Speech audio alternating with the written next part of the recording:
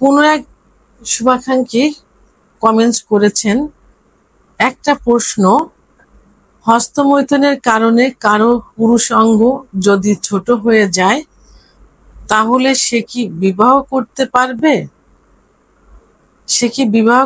পারবে কিনা, বা পুরুষের পুরুষাঙ্গ কতটুকু থাকলে সে বিবাহ করতে সক্ষম হবে। প্রশ্নটা সারমর্ম এমন যে যদি হস্তমৈথুনের কারণে পুরুষাঙ্গ ছোট হয়ে যায় তাহলে সে বিয়ে করতে পারবে কিনা, অর্থাৎ সে ছোট পুরুষাঙ্গ দিয়ে স্ত্রীকে সুখ দিতে পারবে কিনা, এবং পুরুষের পুরুষাঙ্গ কতটুকু হলে সে বিবাহ করতে পারবে। দেশের এবং প্রবাসের ভাই বোনদের প্রতি সালাম। আসসালামু আলাইকুম। আমি প্রভাষক ডাক্তার রিক্তা পারভিন, হোমিওপ্যাথি এবং আয়ুর্বেদিক চিকিৎসক। চেম্বার সেবা, হোমিও কমপ্লেক্স অ্যান্ড সেবা ডিজিটাল ল্যাব, উপজেলা মডেল মসজিদের পূর্ব পাশে, শিমুলিয়া, মাগুরা। আজকে খুব গুরুত্বপূর্ণ একটা বিষয় নিয়ে আলোচনা করব, যে বিষয়টি অনেক পুরুষ প্রশ্ন করে থাকে, জানতে চায়, এবং যে সমস্যায় প্রায় প্রত্যেকটা পুরুষই কিন্তু ভুগে থাকে। তো ঠিক তেমনই একটা প্রশ্নের অ্যান্সার আজকে আমি করব। কোনো এক শুভাকাঙ্ক্ষী কমেন্টস করেছেন, একটা প্রশ্ন, হস্তমৈথুনের কারণে কারো পুরুষ অঙ্গ যদি ছোট হয়ে যায় তাহলে সে কি বিবাহ করতে পারবে কিনা, বা পুরুষের পুরুষাঙ্গ কতটুকু থাকলে সে বিবাহ করতে সক্ষম হবে। প্রশ্নটা সারমর্ম এমন যে যদি হস্তমৈথুনের কারণে পুরুষাঙ্গ ছোট হয়ে যায় তাহলে সে বিয়ে করতে পারবে কিনা, অর্থাৎ সে ছোট পুরুষাঙ্গ দিয়ে স্ত্রীকে সুখ দিতে পারবে কিনা, এবং পুরুষের পুরুষাঙ্গ কতটুকু হলে সে বিবাহ করতে পারবে। এই প্রশ্নের উত্তর দিতে গিয়ে প্রথমে আমি বলবো যে একজন মেয়ের যোনিপথ থেকে কতটুকু পর্যন্ত তার পুরুষাঙ্গ ইন করলে সে সুখ অনুভব করে, অর্থাৎ সহবাসের সময় পুরুষাঙ্গ কত দূর পর্যন্ত যোনিপথের ভিতরে প্রবেশ করলে সেই মেয়েটা সুখ অনুভব করে। তো আমাদের জানতে হবে যে পুরুষের যেমন বীর্যপাত হয়, মেয়েদেরও কিন্তু বীর্যপাত হয়। তো মেয়েদের নির্দিষ্ট একটা জায়গা আছে, একটা জি স্পট নামক একটা জায়গা আছে, যে জায়গায় ঘর্ষণ লাগার কারণে মেয়েদের দ্রুত বীর্যপাত হয়ে যায়। এখন এই জি স্পট যেটা, এর অবস্থান মেয়েদের যোনিপথ থেকে যদি বেটে মেয়ে হয় তাহলে যোনি মুখ থেকে 1.5 থেকে 2 ইঞ্চি ভিতরে জি স্পট জায়গা থাকে।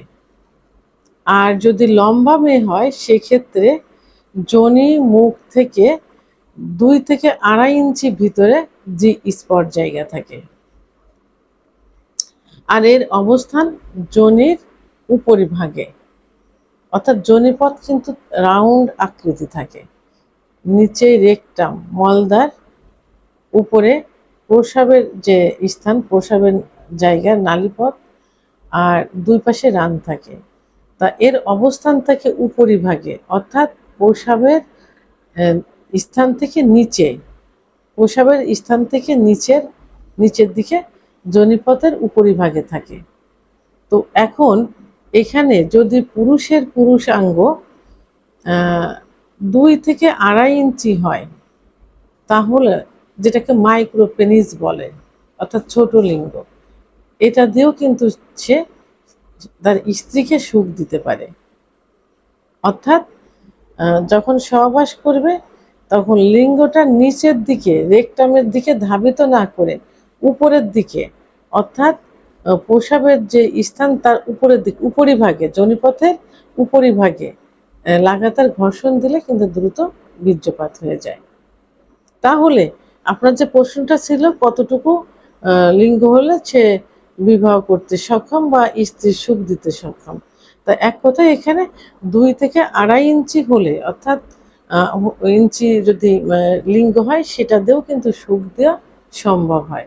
তবে বাংলাদেশ সহ এশিয়া মহাদেশের পুরুষের লিঙ্গের গড় সাইজ 6.2 ইঞ্চি, আর বাংলাদেশের পুরুষ সাধারণত 4-4.5 ইঞ্চির মধ্যে সীমাবদ্ধ থাকে, প্রায় প্রত্যেকটা পুরুষেরই থাকে।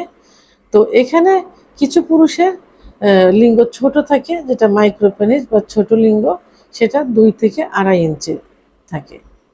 তাহলে একজন পুরুষ কিন্তু সর্বনিম্ন 2 থেকে 2.5 ইঞ্চির লিঙ্গ দিয়েও তার স্ত্রীকে সুখ দিতে পারে।